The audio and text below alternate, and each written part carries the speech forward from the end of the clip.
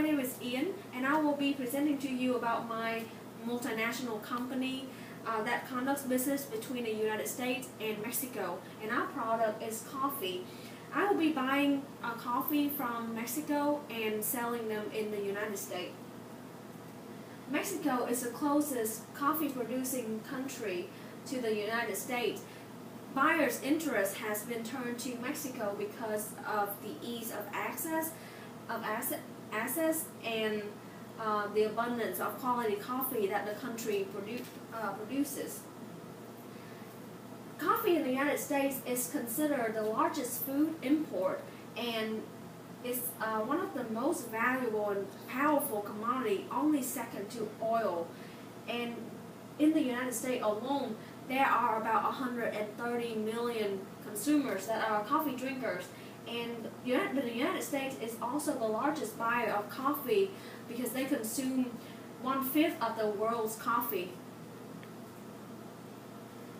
In Mexico, I would be purchasing coffee beans directly from the farmers in Mexico, and then I would rent a factory where I would hire labor to process and roast the coffee beans, then vacuum seal and freeze them for storage before transporting to the United States.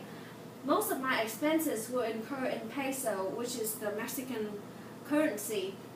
For example, the cost of buying supplies, equipment, to pay salaries for workers, rent, and overhead. And in the United States, the coffee market has a very high level of competition, but I would maintain my competitive advantage through the distributing channel. We would be selling our coffee through mails. This would provide the customers with a tremendous flexibility and convenience, as they only need to go onto our website, place their orders, type in their shipping address, and a few days later there will be coffee in the front door. As I assess the certain factors that impact the balance of trade between the United States and Mexico, I find that my business will contribute to enlarging the trade deficit in the balance in the current account of the United States. The reason is because the United States is already experiencing a deficit in the current account due to the number of imports exceed export, and the imported coffee from my company to the United States will represent an outflow of funds from the United States that used to pay for that import. And another reason for the deficit in the balance of trade in the United States is that they are spending more on than earning money from foreign goods. And in Mexico, it's the opposite situation. Mexico will have trade surplus because their export exceed their import as they send coffee to the United States, and as they export coffee, they receive an inflow of funds, and that will make their current account have a positive balance. There are many factors that would affect the demand for my product. In the United States, one of the factors is national income. As people in the United States have higher income, they would be likely to demand more, not only domestic products but also foreign goods. And as they would demand more as they can afford, and that would drive higher income would make demands higher. And the second factor is the differentials in inflation rate. As the inflation rate in Mexico is relatively smaller than the inflation rate in the U.S., that would cause goods in the U.S. looks more expensive as the purchasing power of the dollars decrease. And that would in turn makes Mexican products look cheaper. That would drive the U.S. consumer to buy more of Mexican products, including my Mexican coffee. and that's in turn what drives up demand for Mexican coffee as well.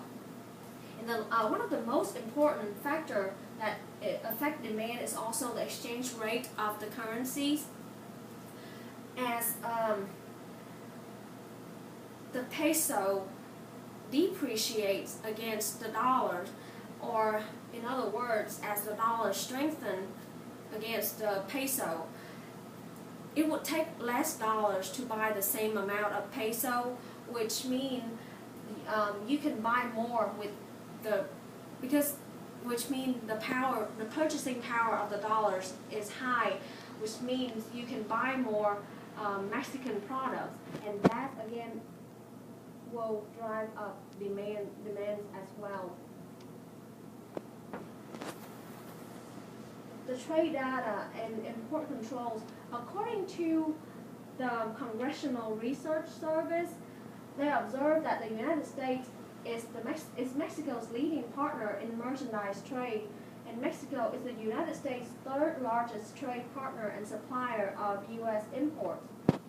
And since NAFTA was signed in 1993, trade between the U.S. and Mexico has increased rapidly. And as for my business, I find that I would need to use the spot market because I would have a startup fund that would be my savings, that is denominated in dollars. I would need to convert them into peso so that I can go to Mexico, enter into a rent contract for a factory and certain equipment, and then I would need to use peso to buy supplies and the coffee beans from the farmers as well.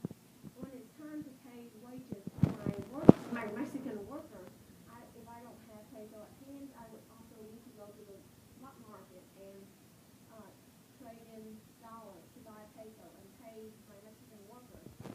All the revenues generated will be denominated in dollars because I would be selling my products in the United States, and I would need to, all those revenues, I would keep the profit and convert the rest back into peso and again to cover all the expenses. And this is the bid and ask price for at the spot market. It is the value of the dollar in peso. If I had dollars and I want to convert into pesos, with $1 I would pay at the bid price. With $1 I can buy 13.0143 pesos. But if I have pesos and I need to convert back to dollars, I would have to go with the ask price with 13.0226 pesos. I can buy $1, and as always, the ask price is larger than the bid price. I might need to use the forward market in my business to hedge accounts payable if I'm afraid that in the future the U.S. may depreciate and my accountant will look at this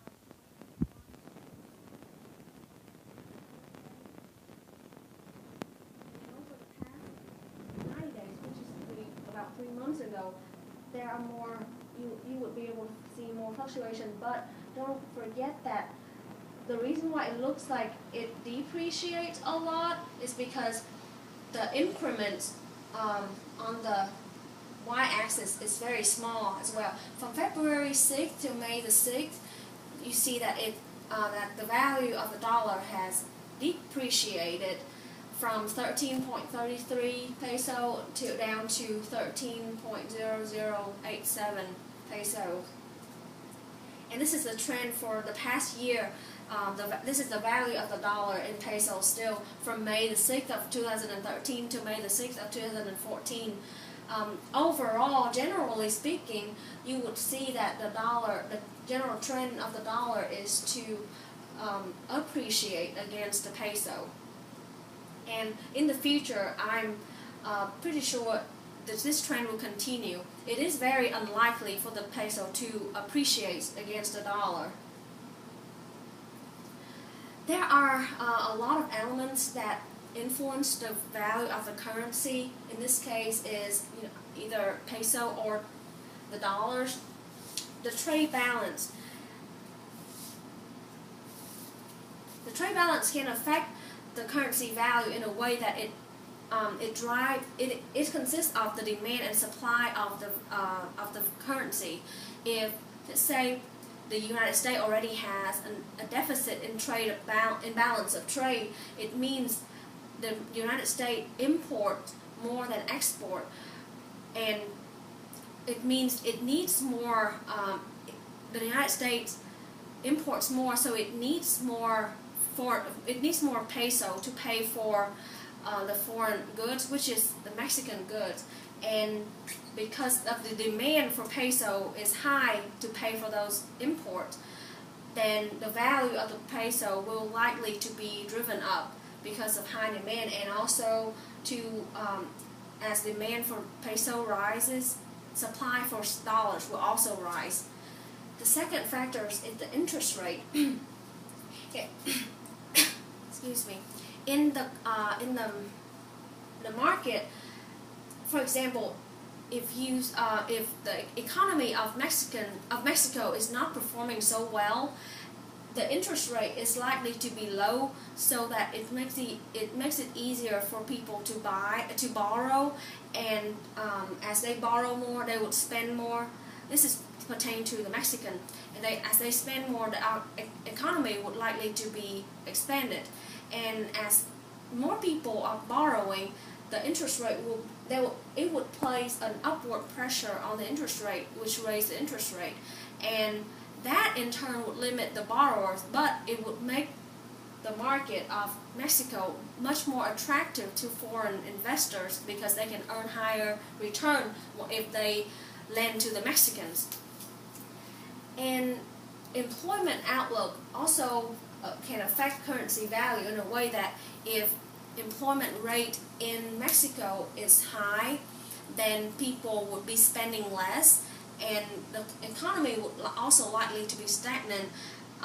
That would drive down the demand for the peso because no one would like to invest in peso, or the Mexican people themselves will be buying less and less of products in peso as well. The economic growth expectations, as one country's economic growth is likely that the inflation will grow as well. And as the inflation rate in the country rises again, that would that country's purchasing power will weaken.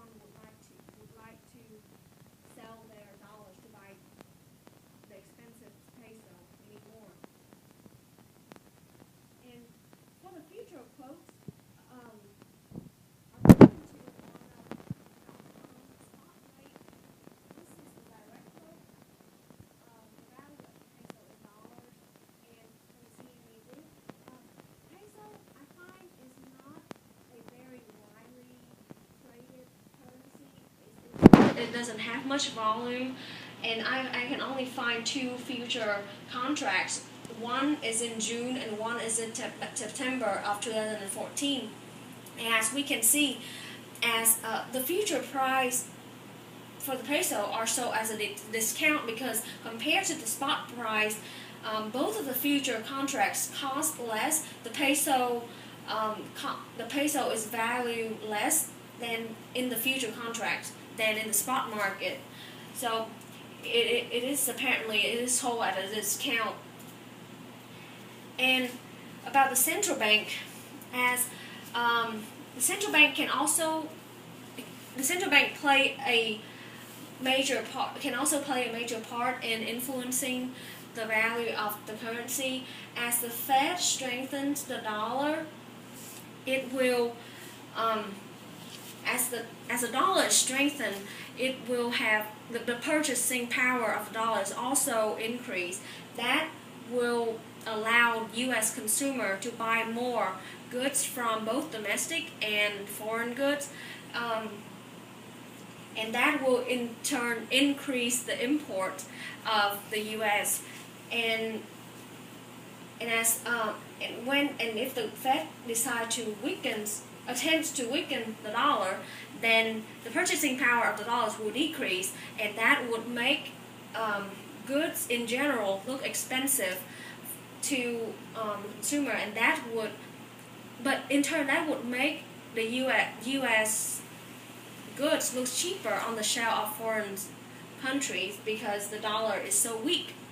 That would in turn drive up export from the U.S. to other countries, and that would help decrease the deficit in the current account.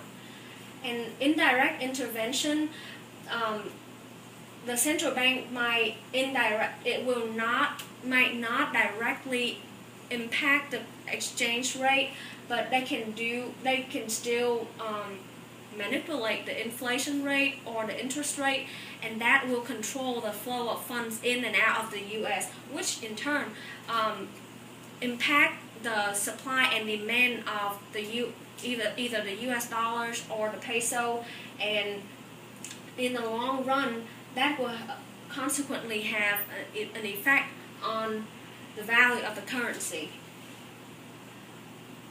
The Bank of Mexico, the Central Bank of Mexico, since 1994, the Mexican Foreign Exchange Commission determined to choose the free float regime, which means their exchange rate is allowed to float and not peg or fixed like other countries, especially, for example, China. And the spot and forwards rates across different locations, the spot rates of the dollar between dollars and the peso looks pretty consistent. And as I did the math, there is no interest rate parity, but in fact there's a disparity, because with a 1-year forward rate and the spot rate, after you do the math, and you would have the forward rate, the forward rate and the spot rate does not equal the difference in the interest rate between the two countries. So there's a disparity, and the difference is between 1 and 1.1,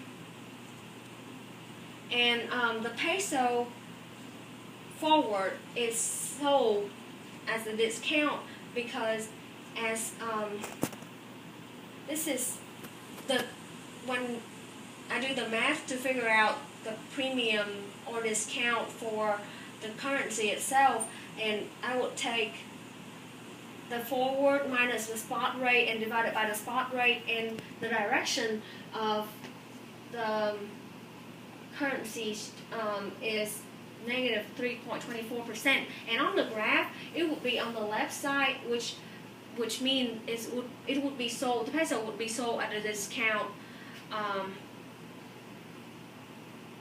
and that would not be on the line of parity. So, and that will be it. Thank you.